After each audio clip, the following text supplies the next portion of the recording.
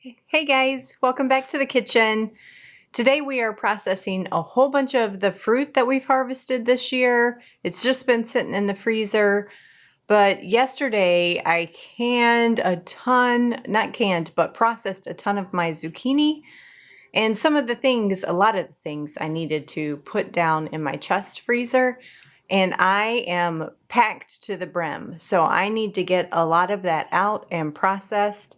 So we are making some blueberry pie filling with a few black raspberries in there, just because that's what I had. A whole bunch of strawberry preserves and maybe a small batch of mulberry jam. So, and I also have cucumbers soaking in the sink to process those. So in this stovetop pot, I have 12 cups of blueberries with a mixture of sugar and cornstarch. I guess I'm following the ball recipe from the ball book, and I've never made this before, but they said to let it sit for at least 30 minutes till the juices start flowing. I'm not sure if it's going to take longer than that because of the fact that they were frozen. So I'll just let them sit here till they start doing their thing.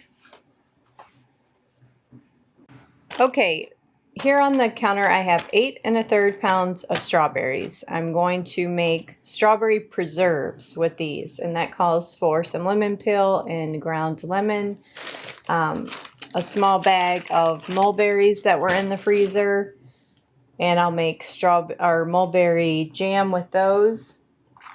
Here is the Sure-Gel pectin versus the Pomona pectin. So I'll probably use the Pomona pectin in the mulberries since that's a separate batch.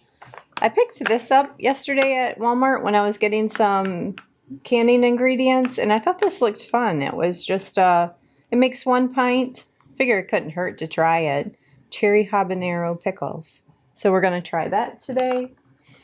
Oh, look what came. You guys know I was processing all of that zucchini, and I mentioned I got the spiralizer. Yes, and look what you can make. Oh, where was it? Todd saw it. You can make curly fries. So with all those potatoes, that's going to be fun. So I'm not going to use that today, but I'm sure in a future video I'm going to show you guys how that works. So that's going to be a lot of fun too. Let's head over to the sink and I'll show you what I'm dealing with the cucumber situation. Okay, so I just put these in here probably an hour or so ago, and they are sitting with some ice, crisping up, and then I will start processing them. I think I'm making bread and butter pickles today, that little small jar of the cherry habanero pickles, and I'm not sure what else. But I need ideas, guys, because I still have this basket with these big, huge, overripe ones, and I've already made pickle relish from them, so I don't really need any more of that. I know I could, just juice them and freeze the juice, but if there's any other great recipes out there, let me know. After this, though, I'm probably going to be done with cucumbers, so any of you guys out there from Southeast Michigan and you need cucumbers, hit me up, because everything else that grows on the vine is getting set out by the road for free pickings. So it's going to be a fun day, a busy day. Hope you guys are having fun managing your harvest too. Okay guys, while I'm waiting on the blueberries, I'm just going to go ahead with this one. I've got 1 pint jar filled with cucumber slices.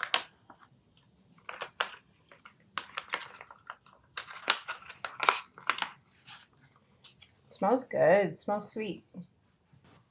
Yep, it makes 1 pint exactly. I was hoping I was going to be able to squeeze out 2. Nice. So it's just like refrigerator pickles, and it says you need to refrigerate for at least 8 hours before using, but best if used after a week. So I'm going to put the lid on, throw these in the fridge, and then we will come back and get slicing on some more cucumbers.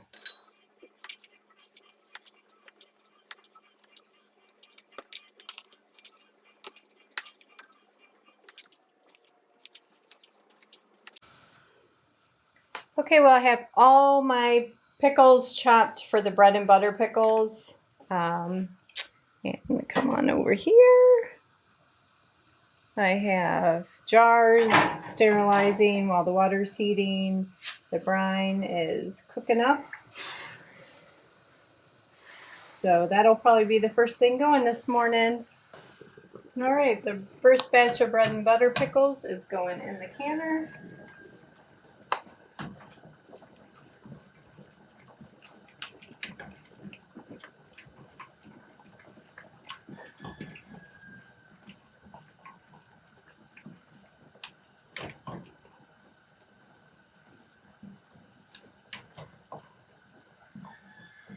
And these guys will process for 10 minutes.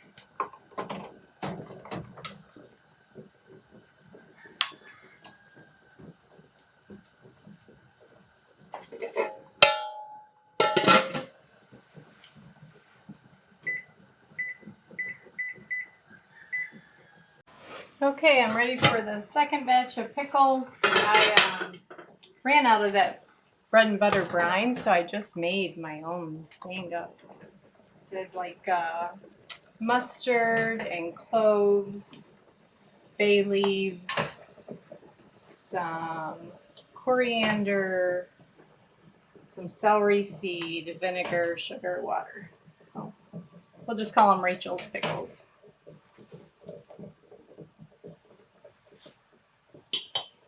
And same thing with these, and they're all different. Like some are chunks, some are slices, some are spears. And we'll let these go for 10 minutes. Oh, one more. That cinnamon roll stick in there smells amazing.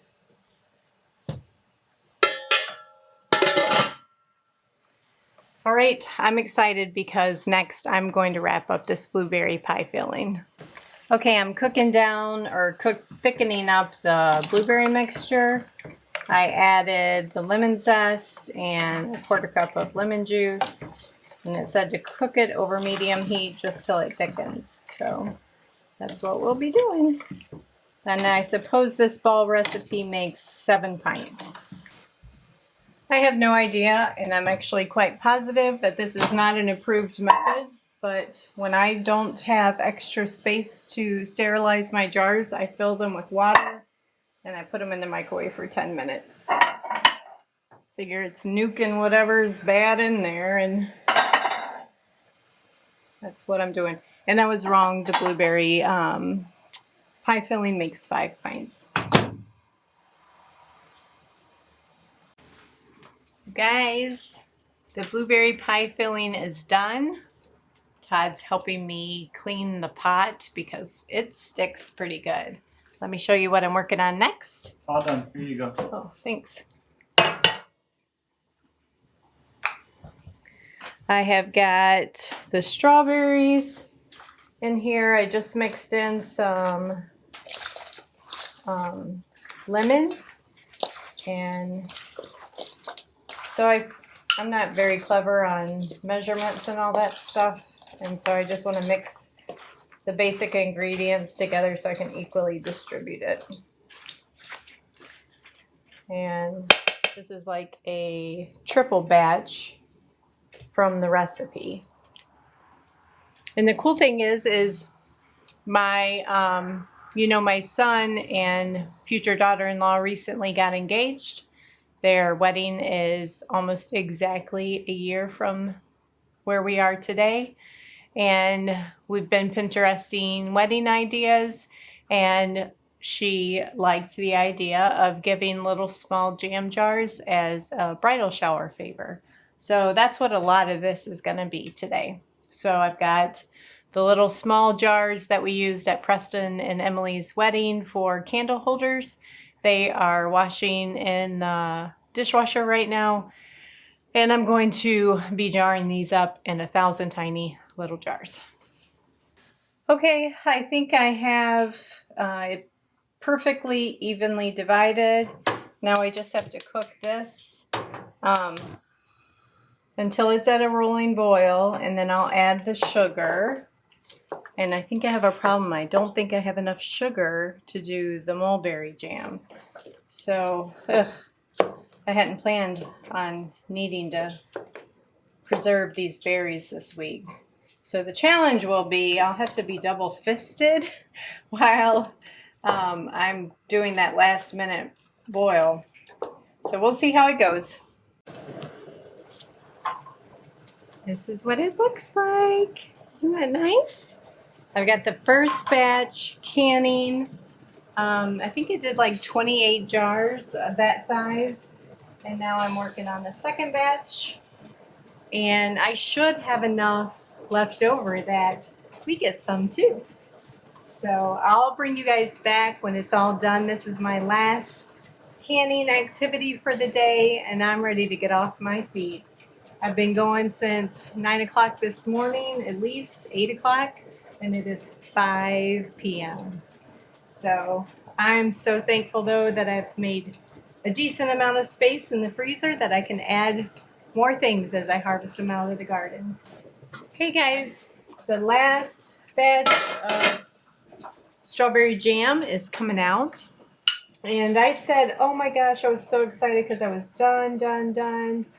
And I forgot totally about the mulberries I set out because I had set them in the sink. They're out of sight, out of mind. But I think I'm going to call it a day and save those for tomorrow. Tomorrow will be that and green beans. I need to go out to the garden, I'm sure, and harvest a bunch more of those.